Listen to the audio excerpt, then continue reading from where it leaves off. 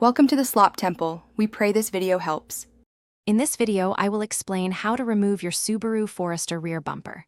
First, let's prepare. You will need a flat blade screwdriver, a clip removal tool, and 10mm and 8mm sockets.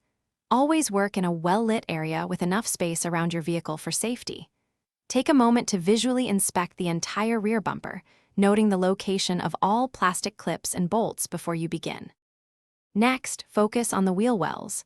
Using your clip removal tool or a flat blade screwdriver, carefully pry out the plastic push pins securing the bumper to the fender liner.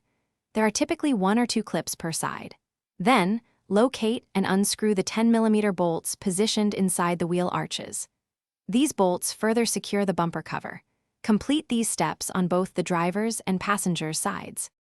Now, move to the underside of the bumper. You will find several plastic clips holding the bumper cover to the vehicle's frame. Gently pry these out using your clip tool. After that, open your tailgate and remove any clips along the top edge of the bumper, usually around 5 to 6 clips.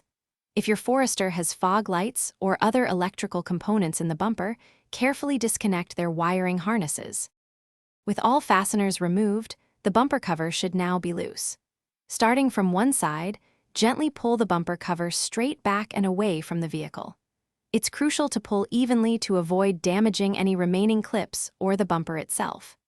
Having a second person to help support the bumper during this final step can make the process much easier and prevent accidental drops or scrapes. Thanks for watching. Consider subscribing if we helped you.